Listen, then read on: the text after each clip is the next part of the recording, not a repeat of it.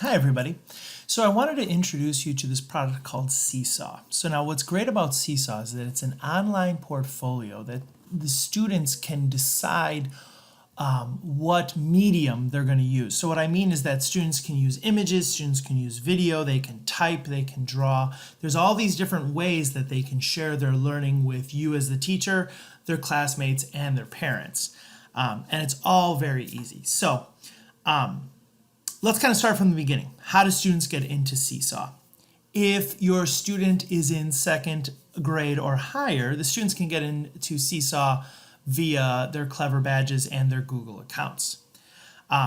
Students who are using the iPads, Seesaw will give the students a little QR code that they can scan so they can log in. So the login process itself is very nice and easy and quick. So I've logged in as a test student. You can see I'm in a test classroom. Let me just kind of show you how Seesaw looks from the student side. So the interface is real easy and clean. If I'm going to add something new, I'm going to click on this plus sign. So the students have the ability to kind of choose what they're adding. So you can see you've got the ability to add a photo, a video, a drawing. If you had a file or a Google Drive file you want to add and share with your teacher, that's cool.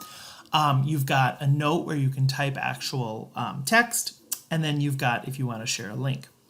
Now what's really cool is, let's say for example I create a note. Okay, this summer was wonderful. I blah blah blah blah blah. Okay. All right, so I go ahead and I type my note. What's really cool, and this is available for quite a few of the features, is that afterwards I can actually record some audio. So you can have the students both working on their writing, and then also you can have them working on reading. You can have them, there's multiple mediums you can use even within one of the different assignment elements.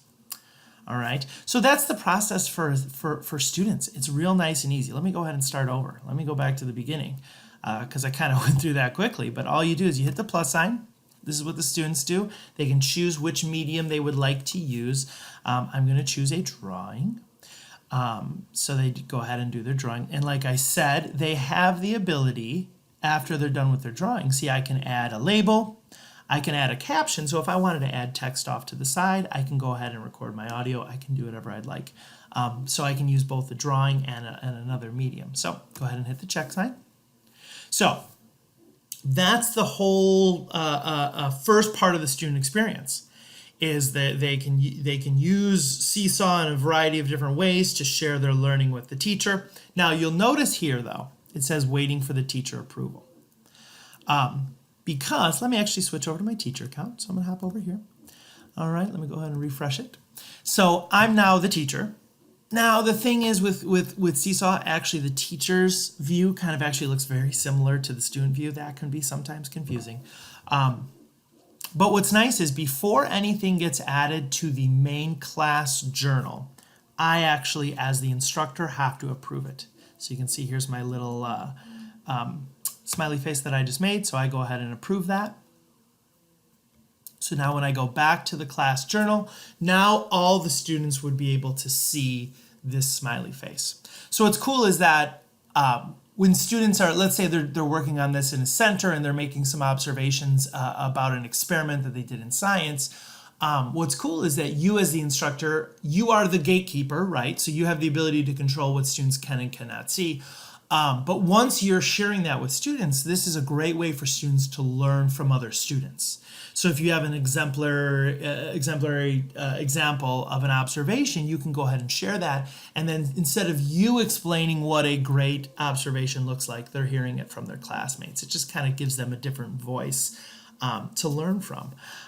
What's even cooler is that once you get cooking with this, you can have parents connect with their own students' work. So they won't be seeing everybody's work, but they will be able to see their own students' work. So when Kid A's students' work is uploaded, the parents, whether they have the app downloaded on their smart device or whether they have, they're checking out Seesaw right here from their web browser, the parents would be able to see their students' work. So if you're interested in, bringing in more peer-to-peer stuff, you can use Seesaw, so students are teaching students. But if you also want to bring in more parent involvement, you aren't doing the work. That's the beauty of it, is that you don't have to go in and send the parents an email. You don't have to call the parents. You're able to share quickly and cleanly, but you still have the ability to approve it. But you're able to share all this information quickly with parents. So again, it's not adding more to your plate, which is one of the things that we love about Seesaw. All right, so that's the initial experience. Let me just show you one more little thing. If I hop back into my students account, you'll notice that there is an activity right here. And there's this red oval shape with a little 1 letting me know that I've got something to do over here. So when I click on activity, so you can see I, as the instructor, sent an activity to my students. So instead of where the journal's kind of a little bit open-ended, right, where I'm kind of, okay, when it comes to the activity, I'm guiding it a little bit more right here. What is your goal for the upcoming school year? So I can click add. Again, I have the ability to add any of the different mediums that I'm interested in to answer that.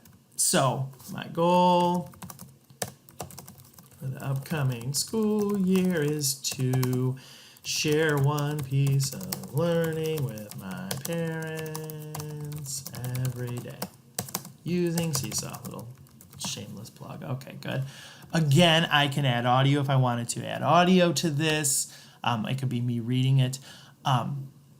Again, waiting for the teacher approval. Let me hop back to the instructor side. Let me go ahead and click review. All right, that is great. In response to goal setting, so I know that it's part of the activity. Cool. So how I created that activity, last thing.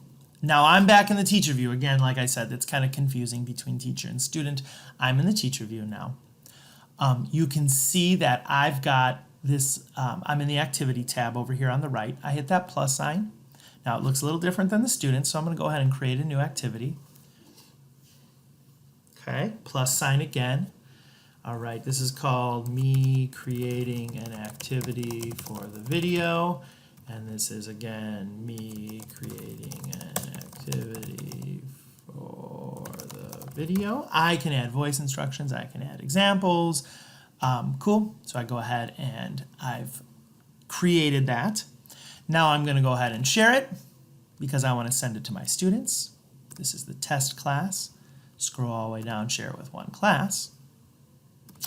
So I'm going to go ahead and in the top right hand corner, I'm going to click back to class. Now you'll see now I've got 2 activities that students need to respond to. If I hop back over to my student side and I go ahead and refresh, now you'll notice that the parents of Kid A have received this message that their student has uploaded an assignment, and that's real time. So what that means is, let's say that parent has that device, has the app on their device, boom, and they've got the notifications on, they're going to get a little notification that Kid A has shared a little classwork via Seesaw, so they can check that out during their work day. But the reason why I hopped back into this account is because now I've got another activity that I need to respond to. So this is the introduction to Seesaw. Go ahead and